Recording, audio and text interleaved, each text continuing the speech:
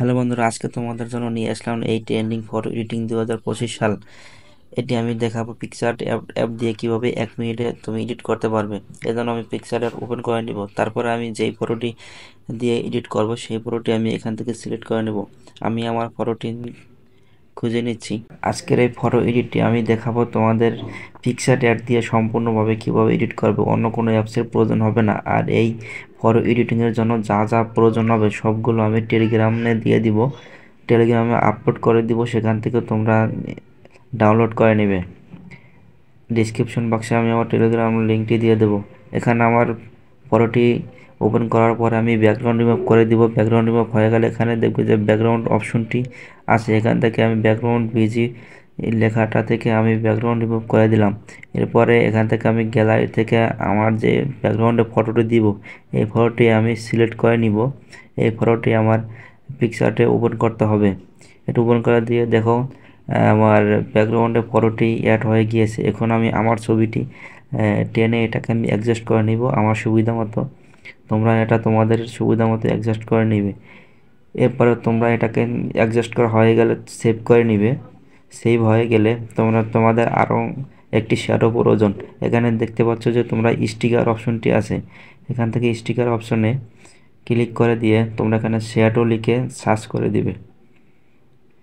Shadow লিখে search করে দিলে অনেকগুলো শ্যাডো পাবে। তার ভিতরে এখানে আমি যেই শ্যাডোটি দেখিয়ে দিচ্ছি এটাকে তোমরা অ্যাড করে দিব। অ্যাড করে দেওয়া হয়ে গেলে এখানে তোমরা দেখতে পাচ্ছ যে আমি এটাকে অ্যাডজাস্ট করে দিয়েছি। তোমরা তোমাদের সুবিধা মতো অ্যাডজাস্ট করবে। এরপরে এটাকে আবার সেভ করে দেবে। এরপরে আমাদের আরও একটি ফটো পিএনজি প্রয়োজন। এই সবগুলো পিএনজি আমি টেলিগ্রামে আপলোড করে দেব। লিঙ্ক ডিসক্রিপশন অথবা কমেন্ট বক্সে থাকবে। এখান থেকে অ্যাড ফটোতে ক্লিক করে দিবে। অ্যাড ফটোতে ক্লিক করে দেওয়া হয়ে গেলে এখানে গ্যালারি অপশন চলে আসছে। গ্যালারিতে গিয়ে আমি যে এখানে 2025 সালে যে পিএনজিটা আসে এটা আমি অ্যাড করে দিব। এখানে আমি অ্যাডজাস্ট করে নিব। এখানে তোমরা তোমাদের সুবিধা মতো অ্যাডজাস্ট করে নিবে। আজকে এডিটের কাজটি প্রায় শেষের দিকে। তোমরা যদি এখনও চ্যানেলটি সাবস্ক্রাইব করে না থাকো, যদি নতুন হয়ে থাকো তাহলে প্লিজ সাবস্ক্রাইব করে দিও এবং ভিডিওটি শেয়ার করে দিও, লাইক কমেন্ট করে দিও। এরপরে এখান থেকে আমি আমার ছবিটি যদি অ্যাডজাস্ট করার প্রয়োজন হয় তাহলে লেয়ার অপশনে ক্লিক করে আমার ছবিটিকে সিলেক্ট করব। এরপরে এখান থেকে অ্যাডজাস্ট যে অপশনটি আছে সেটা আমি বেছে নিব। এখানে অ্যাডজাস্টে ক্লিক করে দেব।